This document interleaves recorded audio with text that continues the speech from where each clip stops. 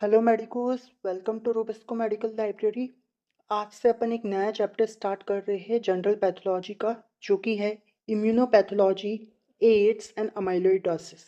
देखिए, इस चैप्टर के अंदर सबसे पहले तो अपन इम्यून सिस्टम के पैथोलॉजिकल कंडीशंस की बात करेंगे, यानी कि इम्यून सिस्टम के डिजीजेस के बारे में बात करेंगे। इसके अलावा एड्स के बारे में बात करेंगे और लास्ट में अपन अमाइलोइडोसिस की बात करेंगे। तो पूरे चैप्टर का ओवरव्यू क्या रहने वाला है, पहले मैं आपको वो बता देता हूँ कि लगभग अपन इसी फ्लो के अंदर इस चैप्टर को पढ़ेंगे। आज के लेक्चर में अपन इम्यून सिस्टम के ओवरव्यू के बारे में बात करेंगे, और जहाँ पे अपन इम्यून सिस्टम के है ना टाइप्स की बात करेंगे, कौन सी सेल्स होती है, कौन से ऑर्गन्स आते हैं, इम्यूनिटी के टाइप्स वगैरह अपन आज के लेक्चर में देखेंगे। फिर आने वाले 2 या 3 लेक्चर्स के अंदर अपन साइटोकाइंस की, इसके अलावा एमएचसी की और ट्रांसप्लांट पैथोलॉजी की बात करेंगे।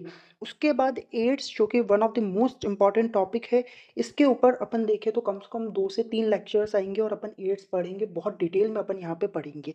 इसके बाद हाइपर सेंसिटिविटी रिएक्शंस की भी अपन बात करेंगे। Hyper sensitivity reaction total 4 types की होती है और अपन चारों ही टाइप्स के हाइपर सेंसिटिविटी रिएक्शन कवर करेंगे इसी चैप्टर के अंदर। इसके बाद एसएलई नाम की एक कंडीशन आती है, जो कि एक ऑटो इम्यून डिजीज होती है, और इसकी फुल फॉर्म सिस्टमिक ल्यूपस एरिथेमेटोसस होती है, जो कि एक ऑटो इम्यून डिजीज है। इसके बारे में अपन पढ़ेंगे और लास्ट में अपन अमाइलोइडोसिस पढ़ेंगे। ये भी बहुत ही ज़्यादा इंपॉर्टेंट टॉपिक है। तो इस फ्लो के अंदर अपन ये पूरा चैप्टर कवर करने वाले हैं। चलिए, अब अपन स्टार्ट करते हैं आज का लेक्चर। आज के लेक्चर के अंदर अपन कौन कौन से टॉपिक्स कवर करने वाले हैं, सबसे पहले अपन वो देख लेते हैं। तो अपन सबसे पहले तो आज के लेक्चर में इम्यूनिटी का इंट्रोडक्शन लेंगे कि इम्यूनिटी होता क्या है, इसके टाइप्स क्या होते हैं। इसके अलावा इम्यून सिस्टम के अंदर कौन कौन से सेल्स इन्वॉल्व होती है। इसके अलावा इम्यून सिस्टम के अंदर कौन कौन से ऑर्गन्स इन्वॉल्व होते हैं। इसके अलावा अडेप्टिव इम्यूनिटी के बारे में अपन देखेंगे कि अपने को पता है अडेप्टिव इम्यूनिटी 2 तरीके की होती है। एक ह्यूमरल इम्यूनिटी होती है, तो एक सेल्यूलर इम्यूनिटी होती है, उनके बारे में अपन देखेंगे। और इसके अलावा अपन टी सेल्स और नेचुरल किलर सेल्स लास्ट में, इन दो को अपन ज़रूर पढ़ेंगे क्योंकि इन पे शॉर्ट नोट एग्जाम में आता है। तो आज का लेक्चर कुछ भी ऐसा नया नहीं है। लेक्चर के अंदर लगभग 80 से 90% चीज़ें ऐसी होगी जो आप प्रीवियस ईयर में, फर्स्ट ईयर में पढ़ चुके हैं, या 11th 12th के प्रीवियस क्लासेस में आप पढ़ चुके हैं। तो एक बहुत ही बेसिक लेक्चर ये होने वाला है, क्योंकि लगभग आपको चीज़ें पता है। ठीक है, तो चलिए अब अपन स्टार्ट करते हैं। सबसे पहले अपन बात कर रहे हैं इंट्रोडक्शन टू इम्यूनिटी के अंदर कि इम्यूनिटी होता क्या है। सबसे पहला सवाल तो ये है। तो अपन सबको पता है कि इम्यूनिटी जो है बॉडी का डिफेंस मैकेनिज्म होता है, कि कोई भी फॉरेन पार्टिकल, कोई भी डस्ट पार्टिकल, कोई भी इंफेक्शियस एजेंट, कोई भी ऐसी चीज जो बॉडी की नहीं है और बॉडी के लिए हार्मफुल है, उसके लिए बॉडी के अंदर एक डिफेंस मैकेनिज्म है जिससे अपन इम्यूनिटी कहते हैं। और कुल मिला के अपन कह सकते हैं कि इम्यूनिटी जो है वो अपनी बॉडी की सिक्योरिटी फोर्स है, जो कि अपनी बॉडी को प्रोटेक्ट करके रखती है। चलिए, नेक्स्ट अपन अब बात करेंगे कि नॉर्मल एंड डिरेंज्ड इम्यूनिटी की क्या क्या कंडीशंस हो सकती है। कि नॉर्मल इम्यून रिस्पॉन्स के अंदर अपने को क्या देखने को मिलेगा, और अगर इम्यून रिस्पॉन्स डिरेंज हो जाए, यानी कि एबनॉर्मल इम्यून रिस्पॉन्स देखने को मिले, तो कौन कौन सी कंडीशंस आ सकती है। और ये एबनॉर्मल इम्यून रिस्पॉन्स से मेनली अपने इस चैप्टर का कंसर्न होने वाला है। चलिए, अगर नॉर्मल इम्यून रिस्पॉन्स नॉर्मल रहेगा, अगर इम्यून रिस्पॉन्स नॉर्मल रहेगा तो 2 तरीके की इम्यूनिटी होती है। एक इन्नेट इम्यूनिटी होती है, तो एक अडेप्टिव इम्यूनिटी होती है। इन्नेट इम्यूनिटी अपने को पता है कि बर्थ से ही अपने अंदर प्रेजेंट होती है, और ये एक तरीके की नेचुरल इम्यूनिटी होती है। तो वहीं जो अडेप्टिव इम्यूनिटी होती है वो अपन अपनी लाइफ टाइम के दौरान एक्वायर करते हैं। जब पैथोजन से अपन एक्सपोजर होता है तो उसके अगेंस्ट अपन फिर इम्यूनिटी डेवलप करते हैं, जो कि एक्वायर्ड होती है ड्यूरिंग द लाइफ टाइम। और ये एक तरीके की स्पेसिफिक टाइप ऑफ इम्यूनिटी होती है। इन दोनों के बारे में अपन नेक्स्ट स्लाइड्स में पढ़ेंगे भी। नेक्स्ट अपन कह रहे हैं कि अगर इम्यूनिटी डिरेंज्ड या एबनॉर्मल हो जाए, तो अब डिरेंज्ड या एबनॉर्मल कब कब हो सकती है। या तो इम्यून रिस्पॉन्स बिल्कुल ही एब्सेंट हो जाए, या डेफिशिएंट हो जाए कि कम हो जाए, या फिर इम्यून रिस्पॉन्स जो है वो इनअप्रोप्रिएट हो जाए कि सही से काम नहीं कर रहा, या हाइपर फंक्शन करे कि ज़रूरत से ज़्यादा फंक्शन करने लगे, या इम्यून रिस्पॉन्स सेल्फ और नॉन सेल्फ के बीच में डिफ्रेंशिएट ही ना कर पाए। कि इम्यूनिटी जो है अपनी बॉडी की, वो ये डिफ्रेंशिएट ही नहीं कर पाए कि ये बॉडी की सेल है या फॉरेन सेल है।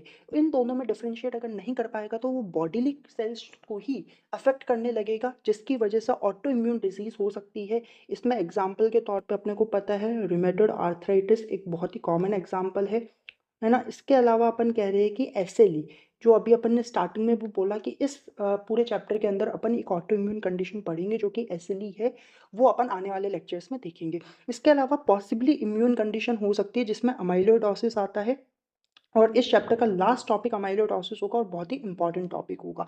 तो ये अपन ने कहा कि अगर इम्यून रिस्पॉन्स डिरेंज्ड या एबनॉर्मल होगा तो ये पॉसिबिलिटीज बन सकते हैं। नेक्स्ट अपन अब बात कर रहे हैं टाइप्स ऑफ इम्यूनिटी की। चलिए, टाइप्स ऑफ इम्यूनिटी में अपने को पता है कि इम्यूनिटी दो तरीके की होती है। एक नेचुरल इम्यूनिटी होती है, तो एक अडेप्टिव इम्यूनिटी होती है। नेचुरल इम्यूनिटी को अपन इन्नेट इम्यूनिटी भी कहते हैं, तो अडेप्टिव इम्यूनिटी को अपन स्पेसिफिक टाइप ऑफ इम्यूनिटी भी कहते हैं। अपन सबको पता है कि नेचुरल इम्यूनिटी जो होती है वो किसी भी पैथोजन के against first line of defence होती है, कि कोई भी पैथोजन अगर अपनी बॉडी के अंदर एंटर कर रहा है तो पहली बार जो उस पैथोजन के अगेंस्ट कोई भी रिस्पॉन्स अगर दिया जाएगा तो वो अपनी नेचुरल इम्यूनिटी की वजह से दिया जाएगा। और ये अपन देखें तो इनबॉर्न फीचर होता है, यानी कि सिंस बर्थ ये अपनी बॉडी के अंदर प्रेजेंट होती है। तो वहीं जो स्पेसिफिक या अडेप्टिव इम्यूनिटी होती है वो किसी भी पैथोजन के अगेंस्ट स्पेसिफिक होगा। मतलब अगर एक पर्टिकुलर बैक्टीरिया एंटर कर रहा है तो उस बैक्टीरिया के टूवर्ड्स इम्यून रिस्पॉन्स स्पेसिफिक होगा। तो कोई वायरस अगर एंटर कर रहा है, वो वायरस में भी अगर अलग अलग तरीके के वायरस एंटर कर रहे हैं तो हर एक तरीके के वायरस के लिए, हर एक तरीके के इन्फेक्शन के लिए अपनी बॉडी के अंदर एक स्पेसिफिक इम्यून रिस्पॉन्स होगा, ये अपने को पता है। अब अपने को पता है कि नेचुरल इम्यून रिस्पॉन्स जो होगा वो ऑब्वियस बात है कि क्या होगा, बहुत ही रैपिड होगा, क्योंकि नॉन स्पेसिफिक टाइप का है। तो किसी भी तरीके का पैथोजन एंटर करो, इम्यून रिस्पॉन्स एक ही तरीके का यहाँ पे देखने को मिलेगा। इस वजह से ये रैपिड होता है और मिनट से कुछ आवर्स के अंदर नेचुरल इम्यून रिस्पॉन्स पूरी तरीके से कंप्लीट हो जाता है। तो वहीं स्पेसिफिक इम्यून रिस्पॉन्स जो होगा वो ऑब्वियस बात है कि स्लो होगा, क्योंकि एक स्पेसिफिक पैथोजन के अगेंस्ट एक स्पेसिफिक रिस्पॉन्स को जनरेट करना है तो उसमें थोड़ा सा टाइम लगता है, लगभग 4 to 7 डेज का टाइम लगता है। वही चीज़ नीचे दे रखी है कि नेचुरल इम्यूनिटी के अंदर एंटीजेनिक स्पेसिफिसिटी नहीं होती है, तो यहाँ पे वो एंटीजेनिक स्पेसिफिसिटी होती है। इम्यूनोलॉजिक मेमोरी जो होती है वो इन्नेट इम्यूनिटी के अंदर नहीं होती है, तो एक्वायर्ड इम्यूनिटी के अंदर होती है। मतलब ये है कि कोई भी पैथोजन अगर अपनी बॉडी में पहली बार आ रहा है और अगर इन्नेट इम्यूनिटी उसके ऊपर रिस्पॉन्स दे रहा है तो क्या होगा, उस केस में फिर ये होगा कि कोई भी मेमोरी जो होगी वो बॉडी के अंदर नहीं होगी। यानी कि अगली बार जब पैथोजन आएगा तो बॉडी वापस से वैसे ही रिस्पॉन्स करेगी जैसे पहली बार करा था। बट यही अगर अडेप्टिव इम्यून रिस्पॉन्स अगर देखने को मिलेगा तो वो क्या करेगी, मेमोरी रखती है, क्योंकि मेमोरी बी और मेमोरी टी सेल्स होती है। अपन ने पढ़ा है ये जूनियर क्लासेस के अंदर कि मेमोरी और बी या टी सेल्स जो होती है वो इन्वेडिंग पैथोजेंस को याद रखती है और उस इम्यून रिस्पॉन्स को भी याद रखती है। इस वजह से जब नेक्स्ट कभी भी कोई एक्सपोजर होगा उसी सेम पैथोजन का, तो जो इम्यून रिस्पॉन्स होगा वो काफ़ी ज़्यादा फास्टर होगा, काफ़ी ज़्यादा स्ट्रॉन्गर होगा। अगर सेम ही पैथोजन वापस से अगर बॉडी में एंटर कर रहा है, अडेप्टिव इम्यून रिस्पॉन्स होगा वो फिर फास्टर होगा, स्ट्रॉन्गर होगा, और एन एमनेस्टिक रिस्पॉन्स होगा, मतलब बहुत ज़्यादा स्ट्रॉन्ग रिस्पॉन्स होगा। तो वही चीज़ है कि इन्नेट इम्यूनिटी के अंदर लास्टिंग इम्यूनिटी नहीं देखने को मिलेगी, क्योंकि मेमोरी नहीं है, और यहाँ पे मेमोरी है। इस वजह से नेक्स्ट एनकाउंटर जब भी सेम पैथोजन का होगा तो इम्यूनिटी वहाँ पे प्रोवाइड होगी, जो कि काफ़ी ज़्यादा फास्टर और काफ़ी ज़्यादा स्ट्रॉन्गर होगी। नेक्स्ट अपन अब बात कर रहे हैं कि इन्नेट इम्यूनिटी के की कंपोनेंट्स क्या क्या होते हैं और एक्वायर्ड इम्यूनिटी के अंदर कौन से की कंपोनेंट्स आते हैं, ये अपन अब नेक्स्ट स्लाइड में डिस्कस करेंगे। देखिए, इन्नेट इम्यूनिटी के अंदर कुछ बैरियर्स आते हैं। एक तो एपिथेलियल बैरियर आ रहा है। एपिथेलियल बैरियर के अलावा कुछ सेल्यूलर डिफेंसेस, यानी कि कुछ सेल्स आएगी, कुछ सॉल्युबल मीडिएटर्स जो केमिकल मीडिएटर सिस्टम्स होते हैं वो आएंगे, और कुछ पैटर्न रिकग्निशन रिसेप्टर्स आएंगे जो क्या करेंगे, पैम्स को, यानी कि पैटर्न एसोसिएटेड मॉलिक्यूलर पैटर्न्स को जो माइक्रोबियल ऑर्गेनिज्म में प्रेजेंट होते हैं उनको रिकग्नाइज करने का काम करता है। ये अपन ऑलरेडी लास्ट जो चैप्टर अपन ने पढ़ा था उसमें पढ़ चुके हैं। इसके अलावा वहीं अगर अपन बात करें एक्वायर्ड इम्यूनिटी की, तो इसमें कुछ लिम्फोसाइट्स आती है, एंटीबॉडीज आती है, और सेल्युलर और ह्यूमरल इम्यून रिस्पॉन्सेज आते हैं। एक एक करके देखते हैं एपिथेलियल बैरियर्स क्या क्या आएंगे। तो एपिथेलियल बैरियर्स में स्किन या म्यूकोसा आएंगे, क्योंकि कोई भी पैथोजन अगर अपनी बॉडी में एंटर कर रहा है तो उसको सबसे पहले स्किन को ही क्या करना पड़ेगा, पेनिट्रेट करना पड़ेगा। स्किन के बाद में म्यूकोसा को पेनिट्रेट करना पड़ेगा। तो स्किन और जो म्यूकोसा है वो एपिथेलियल बैरियर से। अब इन्नेट इम्यूनिटी के सेल्स जो होती है उसमें कौन कौन सी सेल्स आती है, एक तो न्यूट्रोफिल, मैक्रोफेजेस, दोनों ही क्या है, फैगोसाइटिक सेल्स भी होती है। ये भी पता होना चाहिए। फैगोसाइटिक सेल्स भी होती है। इसके अलावा dendritic sales, natural killer cells जिसे अपन नल सेल्स भी कहते हैं, इनके बारे में अपन आज ही के लेक्चर में देखेंगे। इसके अलावा मास्ट सेल्स वगैरह, ये सब इन्नेट इम्यूनिटी की सेल्स होती है। और जनरली ये सेल्स क्या होती है, इनमें से बहुत सी सेल्स जो होती है वो एंटीजन प्रेजेंटिंग सेल्स होती है, जो एंटीजन को प्रेजेंट करेगी to the B and T cell. ये अपन आने वाले कुछ स्लाइड्स में देखेंगे कि क्या मतलब है इसका। इसके अलावा कुछ सॉल्युबल मीडिएटर्स भी अपने को इनेट इम्यूनिटी में देखने को मिलेंगे, जैसे कि काइनिन सिस्टम, कॉम्प्लीमेंट सिस्टम, ये अपन सब लास्ट चैप्टर में पढ़ चुके हैं। इसके अलावा सीआरपी यानी कि सी रिएक्टिव प्रोटीन वगैरह देखने को मिलेंगे। इसके अलावा कुछ पैटर्न रिकग्निशन रिसेप्टर्स में अपन कह रहे हैं कि टोल लाइक रिसेप्टर हो गए, इसके अलावा नॉड लाइक रिसेप्टर्स हो गए, तो इस तरीके के रिसेप्टर्स अपने को देखने को मिलेंगे। नेक्स्ट अपन अब बात करें लिम्फोसाइट्स में, अपने को पता है दो तरीके की होती है, एक बी सेल्स होती है तो एक टी सेल्स होती है। अपने को पता है बी जो टी सेल होता है वो सेल्यूलर इम्यूनिटी के लिए रिस्पॉन्सिबल होता है, और ज़्यादातर केसेस में टी सेल्स जो होती है वो बहुत ही मेजर रोल प्ले करती है इम्यून रिस्पॉन्स के अंदर। और वहीं जो बी सेल्स होती है वो एंटीबॉडी का प्रोडक्शन करती है, जिसकी वजह से अपन कह रहे हैं कि ह्यूमरल इम्यून रिस्पॉन्स अपने को देखने को मिलता है बी सेल की वजह से, ह्यूमरल इम्यून रिस्पॉन्स देखने को मिलेगा। तो वही चीज़ दे रहे हैं कि ये सारी जो चीज़ें हैं वो सब आपके एक्वायर्ड इम्यूनिटी का पार्ट होते हैं। नेक्स्ट अपन अब बात कर रहे हैं इन्नेट इम्यूनिटी और एक्वायर्ड इम्यूनिटी के जो मेजर फंक्शन है उसकी। तो देखिए, जो इनिशियल इन्फ्लेमेटरी रिएक्शन होगा, जो इनिशियल इन्फ्लेमेशन अपने को देखने को मिलेगा किसी भी पैथोजन के अगेंस्ट, वो अपने को देखने को मिलेगा इन्नेट इम्यूनिटी की वजह से। क्यों ऐसा? क्योंकि जब लास्ट चैप्टर अपन ने पढ़ा था तो अपन ने कहा था कि जो न्यूट्रोफिल्स है वो आपके एक्यूट इन्फ्लेमेशन की मेजर सेल्स होती है। ये आप लास्ट चैप्टर जब एक्यूट इन्फ्लेमेशन अपन ने पढ़ा है तब देख सकते हैं वो वाले लेक्चर्स जाके। तो न्यूट्रोफिल्स जो होती है वो मेजर सेल्स होती है एक्यूट इन्फ्लेमेशन की। वैसे ही मैक्रोफेजेस जो होती है वो भी क्या होती है, बहुत ही मेजर सेल्स होती है इन्फ्लेमेशन की। इस वजह से अगर इन्फ्लेमेटरी रिस्पॉन्स देखने को मिल रहा है तो उसमें इन्नेट इम्यूनिटी का फीचर आएगा, क्योंकि यही जो सेल्स है वो इन्नेट इम्यूनिटी की भी सेल्स है। इसके अलावा एंटीवायरल रोल जो होगा वो इन्नेट इम्यूनिटी परफॉर्म करता है। इसके अलावा आपके कोई भी अडेप्टिव इम्यून रिस्पॉन्स का जो सब्सिक्वेंट अडेप्टिव इम्यून रिस्पॉन्स होगा उसका इनिशिएशन और डायरेक्शन जो है वो इन्नेट इम्यूनिटी ही करवाएगा। इसका मतलब क्या है कि अभी अपन ने ऊपर बोला था कि उनमें से बहुत सी सेल्स जो है एंटीजन प्रेजेंटिंग सेल्स है, यानी कि एंटीजन को प्रेजेंट करेगी to the T and B cells. और वो जो सेल्स प्रेजेंट करेगी उसके बाद में ही टी और बी सेल्स डिसाइड कर पाएंगे कि उस पर्टिकुलर एंटीजन के टुवर्ड्स किस तरीके से रिस्पॉन्स देना है। तो वो ओवरऑल अपन देखें कि क्या हो रहा है कि जो एक्वायर्ड इम्यूनिटी का जो रिस्पॉन्स है वो किसके ऊपर डिपेंड कर रहा है, इन एंटीजन प्रेजेंटिंग सेल्स के ऊपर डिपेंड कर रहा है कि वो एंटीजन को प्रेजेंट करेंगे, इस वजह से फिर टी और बी सेल्स जो है वो रिस्पॉन्स दे पाएंगे।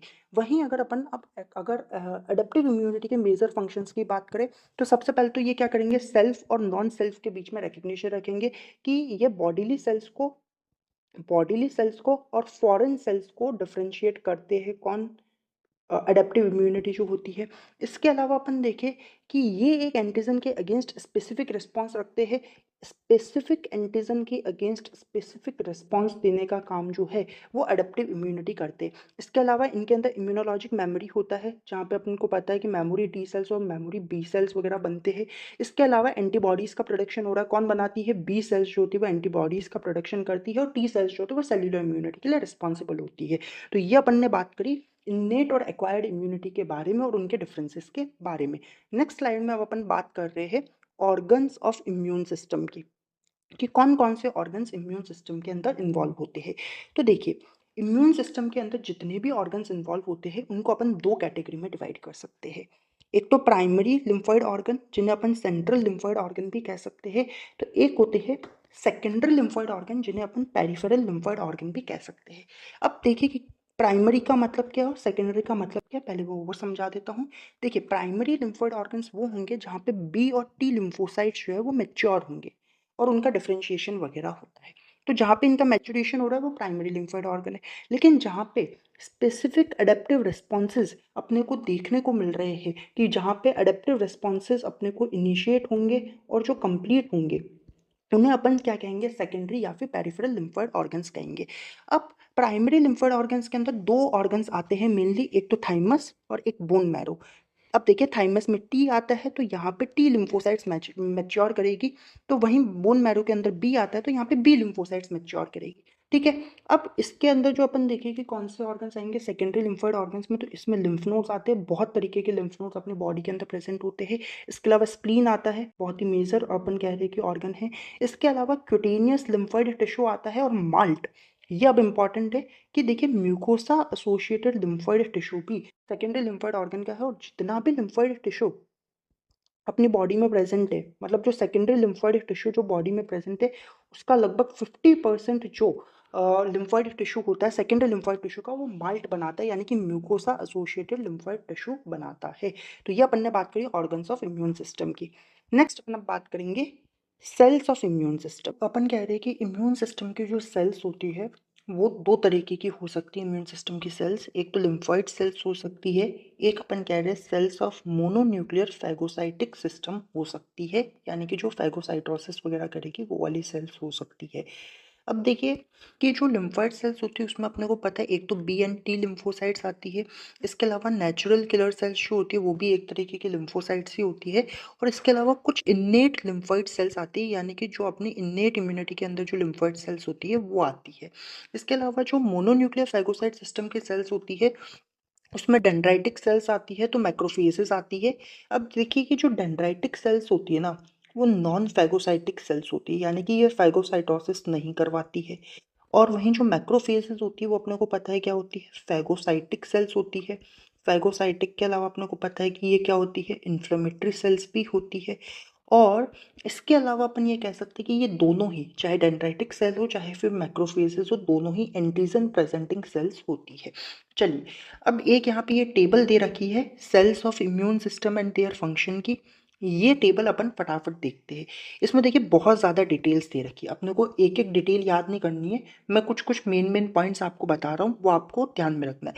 देखिए टी सेल्स यहाँ पे दे रखे हैं। टी सेल्स वैसे भी अपन इसी लेक्चर के अंदर बहुत डिटेल में आगे कवर करने वाले हैं, इसलिए मैं ये वाला पूरा पार्ट आपको नहीं बता रहा हूँ, क्योंकि आगे अपन सब कुछ इसके बारे में जानने वाले। सबसे पहले मैं आपको बी सेल बता देता हूँ। बी सेल जो होती है वो सर्कुलेशन के अंदर जितनी भी लिम्फोसाइट्स होती है उसमें से अपन कह रहे हैं लगभग 10 से 20% लिम्फोसाइट्स जो होती है वो बी सेल्स की होती है। अब देखिए यहाँ पे कुछ मार्कर्स करके एक टर्मिनोलॉजी दे रखी है कि यहाँ पे भी अगर आप देखेंगे बी सेल पे भी मार्कर्स है और टी सेल पे भी मार्कर दे रखे।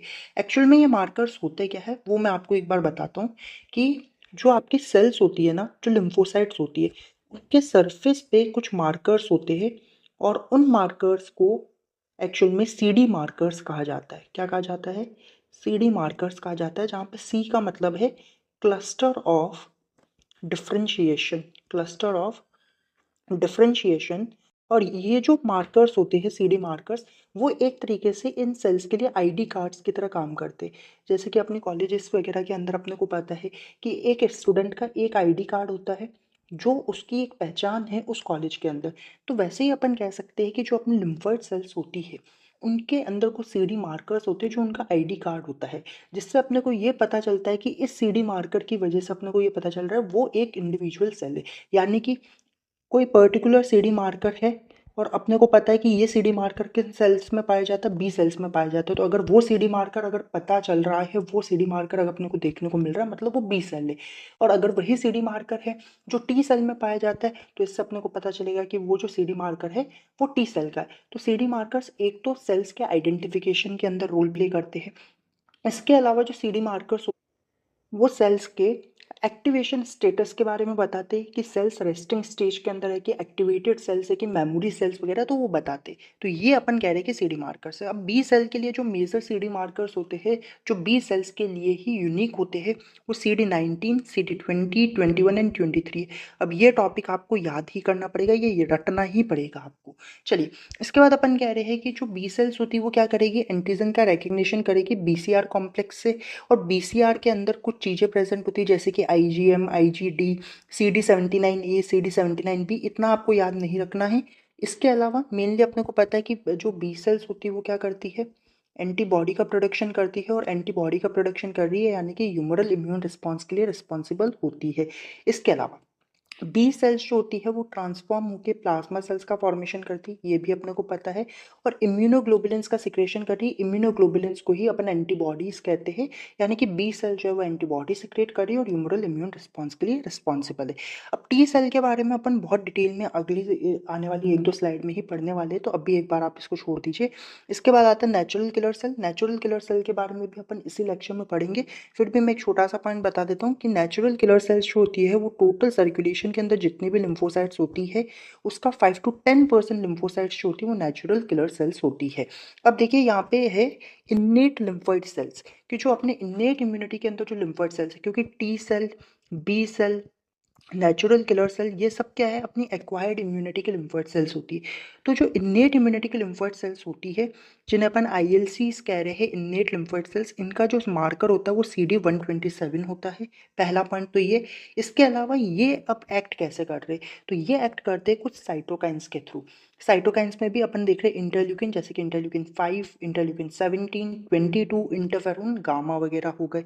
इसके अलावा ये अपने को पता है कि सिंस बर्थ अपने अंदर प्रेजेंट होगी, क्योंकि एक इन्नेट फीचर ये होता है। नेक्स्ट अपन अब बात कर रहे हैं मोनोन्यूक्लियर फैगोसाइटिक सिस्टम, जिसमें दो सेल्स आ रही है, एक तो डेंड्राइटिक सेल्स, तो एक अपन कह रहे हैं मैक्रोफेजेस। डेंड्राइटिक सेल्स अपने स्किन के अंदर प्रेजेंट होती है, म्यूकोसल सर्फेसिस में प्रेजेंट होती है, जर्मिनल सेंटर्स में प्रेजेंट होती है। और ये जो डेंड्राइटिक सेल्स होती है वो नॉन फैगोसाइटिक होती है। और ये सेल्स क्या करेगी, एंटीजन का रिकग्निशन करेगी और फिर एंटीजन प्रेजेंटिंग सेल्स भी होती है, क्योंकि ये इसी एंटीजन को फिर बी सेल्स के सामने क्या करेगी, प्रेजेंट कर देगी। और बी सेल उस एंटीजन को देख के उसके अगेंस्ट एंटीबॉडी का प्रोडक्शन करता है, जिसकी वजह से antibody mediated humoral immune response देखने को मिलता है। वहीं अगर अपन मैक्रोफेजेस की बात करें तो ये फैगोसाइटिक सेल्स होती है, ये भी अपनी एंटीजन प्रोसेसिंग और प्रेजेंटेशन का काम करती है, ह्यूमरल इम्यून रिस्पॉन्स के अंदर रोल प्ले करती है। और एक पॉइंट है कि ये टाइप 4 जो आपके हाइपर सेंसिटिविटी रिएक्शन होती है, जो हाइपर सेंसिटिविटी में अपन पढ़ेंगे, delayed type of hyper sensitivity के अंदर बहुत ही इंपॉर्टेंट रोल प्ले करती है। लास्ट चैप्टर में जब अपन ने टीबी, लेप्रोसी वगैरह देखा था, वहाँ पे भी अपन ने मैक्रोफेजेस का रोल बताया था और वहाँ पे भी अपन ने delayed type of hyper sensitivity की बात करी थी। और यहाँ पे भी अपन आने वाले कुछ लेक्चर्स में जब हाइपर सेंसिटिविटी पढ़ेंगे तब अपन देखेंगे।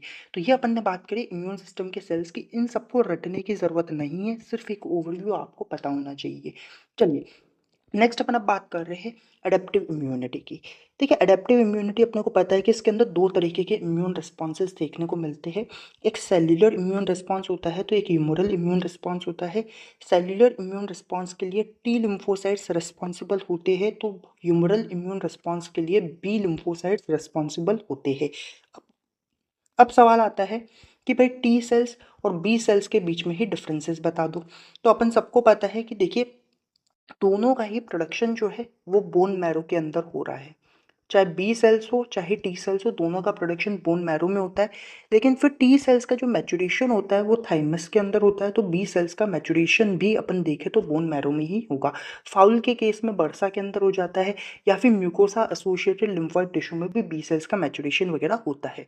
अब अगर अपन लाइफ स्पैन की बात करें तो जो नॉर्मल जो स्मॉल टी सेल्स होती है उनकी लाइफ स्पैन कुछ मंथ से कुछ ईयर्स तक रहती है। लेकिन जो टी सेल ब्लास्ट, अब देखिए ब्लास्ट का मतलब होता है कि अगर टी सेल्स का साइज और इनका अगर एक्टिविटी ज़रूरत से ज़्यादा बढ़ जाए, जैसा लिम्फोमा वगैरह के केसेस में देखने को मिलता है, तो अगर ज़रूरत से ज़्यादा अगर बढ़ जाता है तो उन चीज़ को फिर अपन टी सेल ब्लास्ट कहते हैं। और टी सेल ब्लास्ट की जो लाइफ स्पैन होगी वो कुछ दिनों की ही होती है।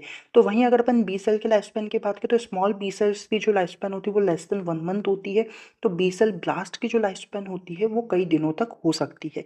इसके बाद अपन देखें कि भाई टी सेल्स और अपन बी सेल्स पाए कहाँ जाते हैं, तो अब इतना ये आपको याद रखने की बिल्कुल भी ज़रूरत नहीं है, कोई काम का पॉइंट नहीं है। आप बस ये देख सकते हो कि फिर lymph nodes, spleen, Peyer's, patches, इन सब के अंदर अपने लिम्फोसाइट्स पाए जाते हैं। क्यों? क्योंकि ये सब क्या है, सेकेंडरी लिम्फोइड ऑर्गन्स है, जो अपन ने पहले वाली कुछ स्लाइड्स में ही देखा था। इसके बाद एक पॉइंट यहाँ पे जो काम का है, जो कभी कभी अपन देखे कि MCQ फिलअप इस तरीके के क्वेश्चन में आ जाए तो आ जाए, कि सर्कुलेशन के अंदर टी सेल कितनी होती है, तो 75 to 80% होती है। कितनी? 75 to 80%। और 10 to 15% कितनी क्या होगी, बी सेल्स होती है। बची हुई 5 to 10% जो हो सकती है वो नेचुरल किलर सेल्स होती है। इस तरीके से आपके लिम्फोसाइट्स जो होती है वो सर्कुलेशन के अंदर प्रेजेंट होती है। अब देखिए सरफेस मार्कर्स में बहुत सारे पॉइंट्स दे रखे, कोई खासा काम के पॉइंट्स है नहीं। मेन पॉइंट्स आपको ये याद रखना है कि CD मार्कर्स कौन सा है। तो टी सेल्स के अंदर जो CD मार्कर्स होंगे, टी सेल्स भी अपन जब अभी पढ़ेंगे तो अलग अलग तरीके की टी सेल्स होती है। एक टी हेल्पर सेल्स होती है, एक टी सप्रेसर सेल्स होती है।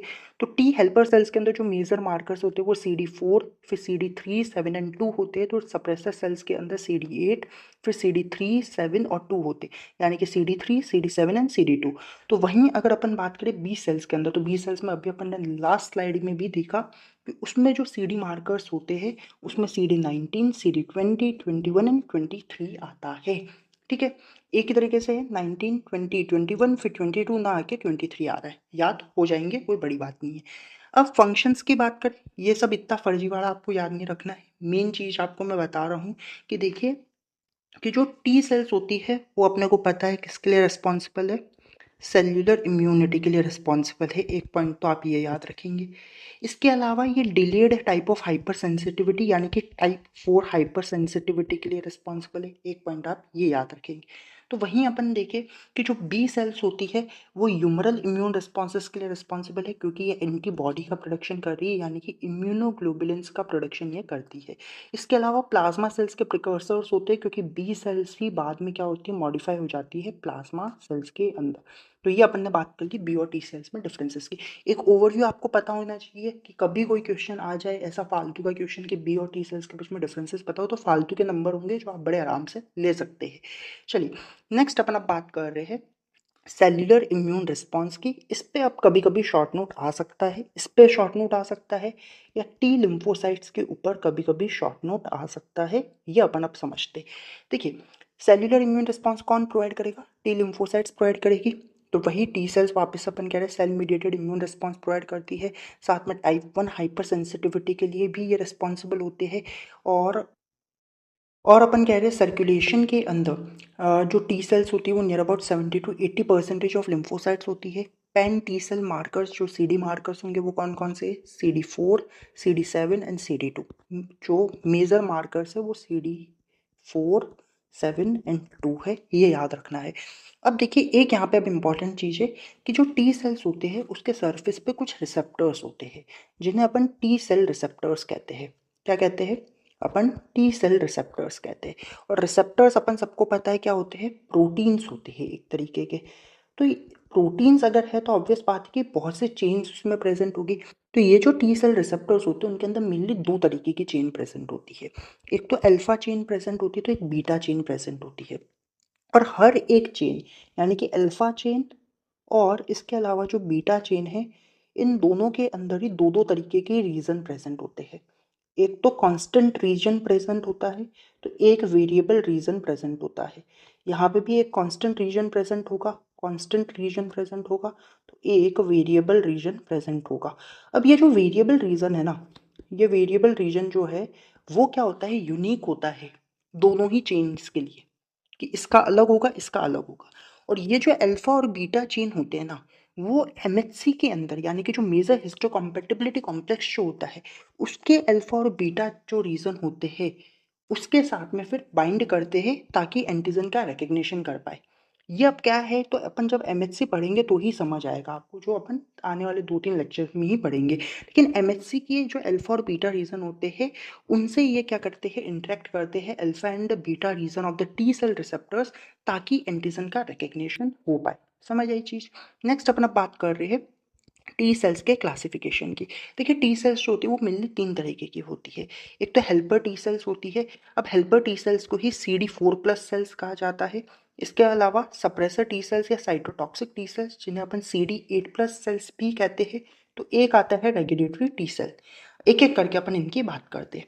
सबसे पहले अपन अब बात कर रहे हैं हेल्पर टी सेल की। हेल्पर टी सेल नाम से पता चल रहा है क्या करेगी, हेल्प करेगी। किसकी हेल्प करेगी, तो बी सेल की हेल्प करेगी ताकि एंटीबॉडी का प्रोडक्शन हो पाए। मैक्रोफेजेस की हेल्प करेगी ताकि फैगोसाइटोसिस हो पाए। नाम क्यों इसका CD4+ सेल्स इसे कहते हैं, क्योंकि इसके सरफेस पे जो मार्कर प्रेजेंट होगा वो CD4 मॉलिक्यूल जो होता है वो इसके सरफेस पे प्रेजेंट होता है, इसलिए अपन इसे CD4+ सेल्स कहते हैं। और सबसे इंपॉर्टेंट पॉइंट अभी तक का इस स्लाइड का सबसे इंपॉर्टेंट पॉइंट जो है कि ये जो CD4+ मॉलिक्यूल है या ये जो CD4+ सेल्स होती है वो MHC क्लास 2 मॉलिक्यूल के साथ में बाइंड करती है एंटीजन रिकग्निशन के लिए। अभी अपन ने ऊपर बोला कि जो टी सेल रिसेप्टर्स होंगे वो इंटरेक्ट करेंगे MHC के साथ में ताकि एंटीजन का रिकग्निशन कर पाए। अब टी सेल रिसेप्टर्स में अपने को पता है टी सेल ही अलग अलग तरीके के, तो टी हेल्पर जो होगी वो MHC कॉम्प्लेक्स 2 जो होता है उसके साथ में इंटरेक्ट करेगा ताकि एंटीजन का रिकग्निशन हो पाए। इंपॉर्टेंट पॉइंट है। अपन को पता है वैसे MHC के जो मॉलिक्यूल्स होते हैं ना वो 3 कैटेगरी में डिवाइड होते हैं, क्लास 1, 2 एंड 3। मेजर रोल 1 और 2 ही प्ले करते हैं। तो यहाँ पे CD4+ सेल्स जो है वो MHC क्लास 2 के मॉलिक्यूल्स के साथ बाइंड करती है एंटीजन रिकग्निशन के लिए। अब सवाल उठता है कि ये जो टी हेल्पर सेल्स है उनका एक्टिवेशन भी फिर किससे हो रहा है, साइटोकाइन से हो रहा है, और एक्टिवेट भी साइटोकाइन से हो रहे हैं, और एक्टिवेट होने के बाद में प्रोडक्शन भी साइटोकाइन का कर रहे हैं। मतलब एक तरीके की साइकिल चल रही कि साइटोकाइन आएगा, CD4+ सेल्स एक्टिवेट होगी और ये वापस से साइटोकाइन का क्या कर देंगे, प्रोडक्शन कर देंगे। फिर वापस से यही साइटोकाइन आएगा, मतलब यही नहीं, ज़रूरी नहीं, कोई ना कोई और साइटोकाइन आएगा, इन सेल्स को एक्टिवेट करेगा और फर्दर फिर ये और साइटोकाइन का प्रोडक्शन करेंगे। अब क्या मतलब है इसका वो अपन समझते हैं कि जो टी हेल्पर सेल्स है उसका फर्दर क्लासिफिकेशन किया गया है। कई बार एग्जाम्स में ये क्वेश्चन आता है कि आप सबसेट ऑफ टी सेल्स या subset of T helper cells बताइए। जब ऐसा क्वेश्चन आता है ना कि टी हेल्पर सेल के सबसेट बताओ, तो ये 3 टाइप्स आपको बताने पड़ते हैं कि टी हेल्पर सेल्स मेनली 3 तरीके की होती है, T helper 1, T helper 2 and T helper 17। T helper 1 जो होती है वो एक्टिवेट होती है इंटरफेरोन गामा से, क्योंकि तीनों ही सेल्स एक्टिवेट किससे होगी, साइटोकाइन से होगी, और तीनों ही प्रोड्यूस भी साइटोकाइन करेगी। अब बस अलग अलग साइटोकाइंस आएंगे। तो टी हेल्पर 1 का एक्टिवेशन इंटरफेरोन गामा से होता है, और फिर ये प्रोडक्शन किसका करती है, तो इंटरफेरोन गामा और इंटरल्यूकिन 12 का प्रोडक्शन करती है। और टी हेल्पर 1 जो होती है वो रिस्पॉन्सिबल होती है डिलेड हाइपर सेंसिटिविटी के लिए, मैक्रोफेजेस के एक्टिवेशन के लिए, और इसके अलावा IgG के सिंथेसिस के लिए। कौन, टी हेल्पर 1 रिस्पॉन्सिबल है। अब टी हेल्पर 2 जो होती है उसका एक्टिवेशन कौन कर रहा है, इंटरल्यूकिन 4। अब 2 का अपन देखें कि 2 गुना जो होता है वो 4 होता है, तो इसका एक्टिवेशन कौन करेगा, इंटरल्यूकिन 4। फिर प्रोडक्शन क्या करेगा, तो वही 4 नीचे ले आओ, इंटरल्यूकिन 4, इसके बाद वाला 5, फिर बाद वाला 6, और फिर इंटरल्यूकिन 13। ये एक अलग से याद रखो। अब टी हेल्पर 2 का फंक्शन क्या है, तो ये क्या करती है, सारे के सारे तरीके के इम्यूनोग्लोबुलिन्स के फॉर्मेशन के अंदर हेल्प करती है। अभी अपन ने बोला था बी सेल्स की हेल्प करते हैं, तो वही चीज़ें सारे तरीके के एंटीबॉडी बनाने के अंदर टी हेल्पर 2 सेल्स जो होती है वो हेल्प करती है। और इसके अलावा पैरासिटिक इन्फेक्शन के अगेंस्ट डिफेंस मैकेनिज्म प्रोवाइड करती है। वहीं अगर अपन बात करें टी हेल्पर 17, 1, 2 एंड 17 इंपॉर्टेंट, कि 3 नहीं है 17 है। अब ये एक्टिवेट होती है एक तो TGF बीटा से, यानी कि transforming growth factor beta, interleukin 6, interleukin 7 and interleukin 23। और प्रोडक्शन किसका करती है, इंटरल्यूकिन 7 का ही प्रोडक्शन करती है। इसका फंक्शन क्या है, तो ये न्यूट्रोफिल और मैक्रोफेजेस का रिक्रूटमेंट करती है। इसके अलावा ये बैक्टीरियल और फंगल इन्फेक्शन के अंदर टी हेल्पर 17 सेल्स होती है वो मेजर रोल प्ले करती है। चलिए नेक्स्ट अपन अब बात कर रहे हैं सप्रेसर और फिर साइटोटॉक्सिक टी सेल्स की बात कर रहे हैं। अब नाम से ही पता चल रहा है ये क्या करेगी, इम्यून रिएक्शन को सप्रेस कर देगी। और साइटोटॉक्सिक इसलिए कह रहे हैं क्योंकि ये एंटीजन को डायरेक्टली किल करती है, सीधा सीधा डिस्ट्रॉय करेगी, इसी वजह से इसका नाम पड़ा साइटोटॉक्सिक टी लिम्फोसाइट, या शॉर्ट में कहे तो CTL। ठीक है। अब इसके सरफेस पे CD8 मॉलिक्यूल प्रेजेंट होता है, इसीलिए इन्हें CD8+ सेल्स भी कहा जाता है, और ये बाइंड करती है MHC क्लास 1 से। जैसे CD4+ सेल्स किससे बाइंड कर रही थी, MHC क्लास 2 से बाइंड कर रही थी फॉर एंटीजन रिकग्निशन, वैसे ही ये बाइंड करेगी MHC क्लास 1 से फॉर द एंटीजन रिकग्निशन। अब एक जो बहुत ही इंपॉर्टेंट चीज़ है, ये रेशो, ये इतना इम्पॉर्टेंट है कि इतनी बार ये चीज़ एग्जाम में पूछी जाती है कि CD4+ और CD8+ सेल्स का रेशो क्या होता है सर्कुलेशन के अंदर, यानी कि टी हेल्पर और टी सप्रेसर सेल्स का रेशो होता है 2:1। कई बार कंफ्यूज हो जाते हैं अपन कि 1:2 था, कि टी हेल्पर ऊपर थी कि टी सप्रेसर नीचे थी। तो सीधी सीधी कहानी याद रखो कि भाई ऊपर क्या आ रहा है, CD4+, नीचे आ रहा है CD8+। ठीक है। अब इसका उल्टा आपको रखना है कि भाई यहाँ 2 और यहाँ 1, या तो ऐसे याद रख लो, या टी हेल्पर जो है H पहले आता है तो H ऊपर होगा, S बाद में आता है तो S नीचे होगा, और रेशियो क्या रहेगा, 2:1 रहेगा। चलिए नेक्स्ट अपन अब बात कर रहे हैं रेगुलेटरी टी सेल्स। देखिए रेगुलेटरी टी सेल्स क्या होती है, कि जो रेगुलेटरी टी सेल्स होती है उन्हें ट्रैक सेल्स कहा जाता है। अब एक्चुअल में ये जो ट्रैक सेल्स होते हैं ना वो अपने टी हेल्पर सेल्स जो होती है, या जो अपन कह रहे हैं कि CD4+ टी सेल्स जो होती है, उन्हीं का सबसेट होती है। बट मेजर डिफरेंस ये है कि ये जो रेगुलेटरी टी सेल्स होती है ना, वो इम्यून रिएक्शन को सप्रेस करती है। क्या करती है? सप्रेस करती है। अब ये सप्रेस कर क्यों रही है? ताकि ये जो इफेक्टर टी सेल्स थी, यानी कि जो टी हेल्पर सेल्स, जो mainly effector T helper cells थी, वो बॉडीली सेल्स को ही अफेक्ट ना करने लग जाए या डैमेज ना करने लग जाए।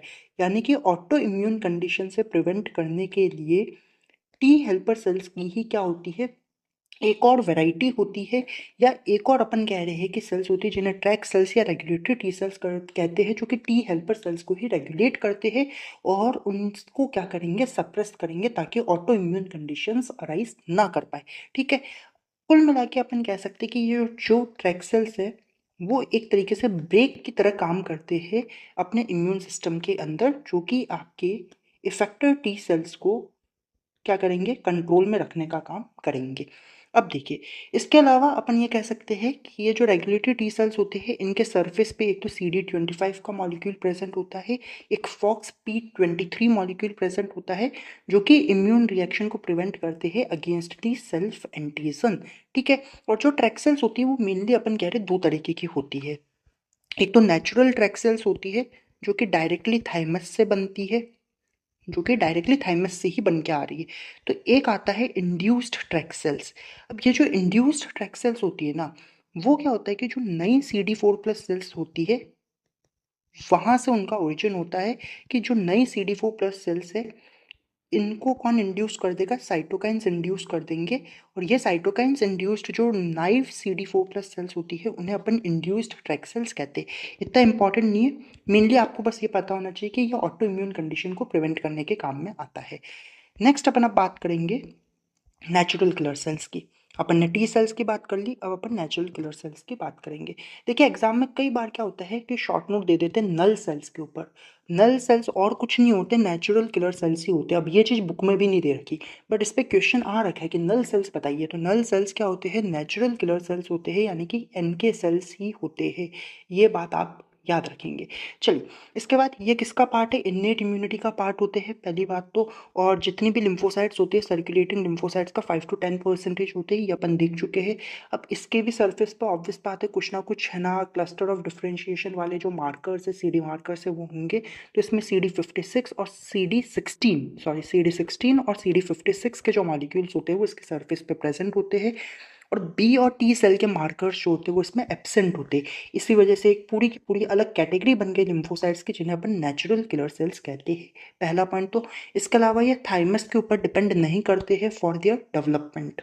इसके अलावा बी और टी लिम्फोसाइट से ये अलग कैसे है फिर?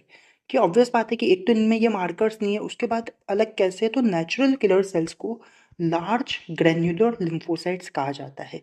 मतलब ये कि इनका जो साइज है वो बी और टी सेल से बड़ा होगा, यानी कि larger than B and T cells. इसके अलावा इनके अंदर ग्रेन्युलर साइटोप्लाज्म प्रेजेंट होता है, किसके अंदर? नेचुरल किलर सेल्स के अंदर, जो कि बी और टी सेल्स में नहीं होता। इसी वजह से ग्रैन्युलर साइटोप्लाज्म में साइज बड़ा है, इसलिए नेचुरल किलर सेल्स को लार्ज ग्रैन्युलर लिम्फोसाइट्स कहा जाता है।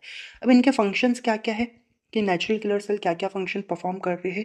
तो एक तो ये क्या कर रहे हैं, कुछ साइटोकाइंस को एक्सप्रेस करते हैं, जैसे कि इंटरफेरोन गामा।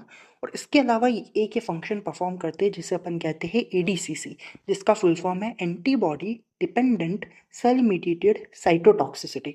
अब ये बहुत ही इंपॉर्टेंट चीज़ है कि ADCC होता क्या है, क्योंकि ये कई बार कई कॉन्सेप्ट्स में, कई टॉपिक्स में ADCC आता है। और क्यों ADCC इतना ज़्यादा इम्पॉर्टेंट है? क्योंकि ADCC जो है ना, वो अपने इन्नेट और अपनी एडेप्टिव इम्यूनिटी के बीच का एक लिंक है। दोनों के बीच का जो कॉमन पॉइंट, जो एक लिंक है, इसे अपन ADCC कहते हैं। अब ADCC में होता है क्या है कि सपोज कोई भी अपन देखे कि पार्टिकल आया, कोई भी फॉरेन पार्टिकल या पैथोजन अपनी बॉडी के अंदर एंटर करा, इसकी कोटिंग क्या हो जाएगी? एंटीबॉडी से हो जाएगी। इसकी कोटिंग किससे हो गई? एंटीबॉडी से इसकी कोटिंग हो गई। फिर जो अपनी जो इफेक्टर सेल होगी, वो क्या करेगी? इस एंटीजन को रिकग्नाइज कर लेगी। और वो इफेक्टर सेल इस एंटीबॉडी से जो एंटीबॉडी कोटेड जो एंटीजन है, इसको डायरेक्टली किल कर देगी। इसको डायरेक्टली किल कर देगी, यानी कि न तो फैगोसाइटोसिस करा, न तो इसका फेगोसाइटोसिस करा, न ही कोई और फंक्शन इसने परफॉर्म करा। ये क्या कर रहे हैं, सीधा सीधा टारगेट को किल कर रहे हैं। और इसमें पर्टिकुलरली ऐसा क्या होता है, वायरस और ट्यूमर सेल्स के केस में ये देखने को मिलता है कि जो एंटीबॉडी कोटेड टारगेट सेल्स होगी उसे रिकग्नाइज किया जाएगा और डायरेक्टली उन टारगेट सेल्स को फिर किल कर दिया जाएगा। और जनरली अपन देखें कि एंटीबॉडी कोटेड टारगेट सेल्स कौन हो सकती है, वायरस या फिर ट्यूमर सेल्स हो सकती है। तो ये अपन ने बात करी नेचुरल किलर सेल्स की। So guys, that was all about today's lecture. If you found this lecture useful and helpful, then do like, share and subscribe the channel. Thank you for watching.